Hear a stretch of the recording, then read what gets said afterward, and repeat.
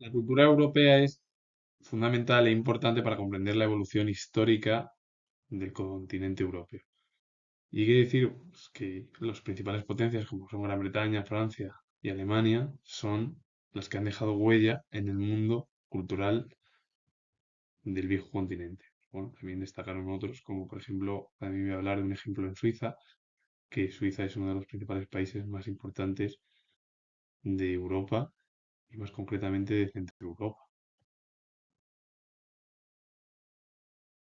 La literatura francesa es importante en el ámbito europeo y destacó Climent Marot, que fue poeta francés, pagó con la cárcel en 1526 sus simpatías por las ideas reformistas y huyó a Italia en 1536, es decir, que huyó 10 años después de haber estado en prisión. Regresó a Francia, publicó la obra 30 Salmos en 1541, pero su prohibición lo obligó a buscar refugio en otras ciudades europeas, como Ginebra y Turín. Autor del primer soneto en lengua francesa. Además escribió rondeles, que son como bueno, son composiciones, los rondeles, poéticas. Y otras formas estróficas, también baladas, características de los grandes retóricos en torno a las formas estróficas. Y también influyó en escritores y filósofos franceses.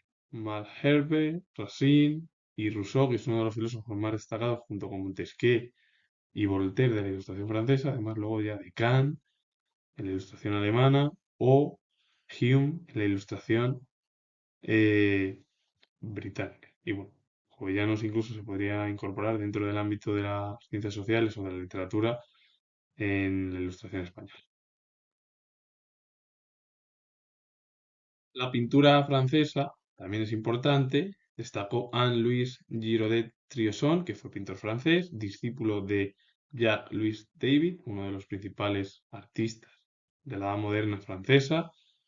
Su estilo preludió el romanticismo, aunque algunas de sus obras mostraron su inclinación hacia el clasicismo de su maestro. Es decir, que Giraudet-Triosson mezcló, o bueno, sí, mezcló en el ámbito artístico, bueno, la pintura, el romanticismo y el clasicismo. Por ejemplo, El entierro de Atala, de 1808, cuando se publicó la propia obra del pintor francés, perteneció al romanticismo, es decir, una obra del romanticismo en la cual bueno, pues se recuperaron ideas del pasado, los sentimientos por encima de la razón, totalmente opuesto a la ilustración, que la ilustración es el siglo de las luces, el razonamiento, las críticas hacia las monarquías absolutistas y las instituciones eclesiásticas.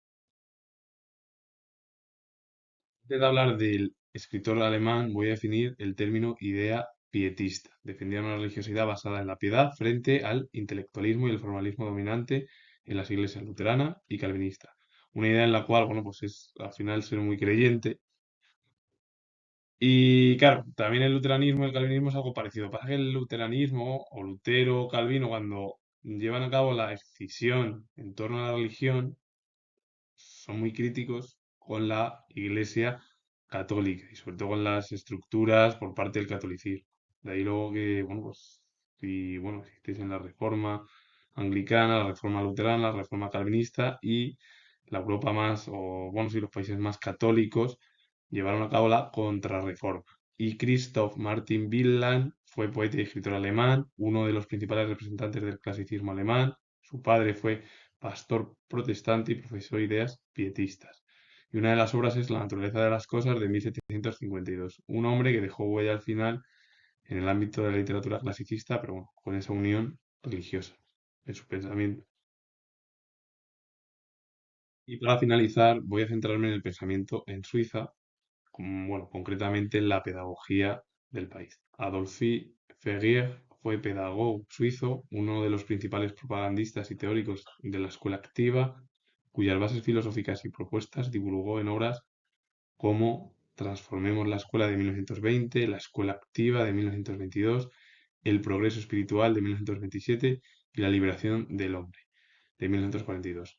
Un hombre que al final, bueno, lo que llevó a cabo es, siendo un pedagogo, es llevar a cabo estructuras educativas para la evolución de las futuras generaciones, prácticamente desde el siglo XX. Así que con ello finalizo. Por ello hay que entender también, y esto lo digo yo, que la educación es primordial y bueno, porque la educación ayuda al final a comprender a mucha gente pues la evolución histórica, cultural, política, económica, torno a la filosofía y a todo el pensamiento en general, en la cual, bueno, pues muchos intelectuales han dejado huella desde el nacimiento de la cultura occidental, allá por Grecia y Roma.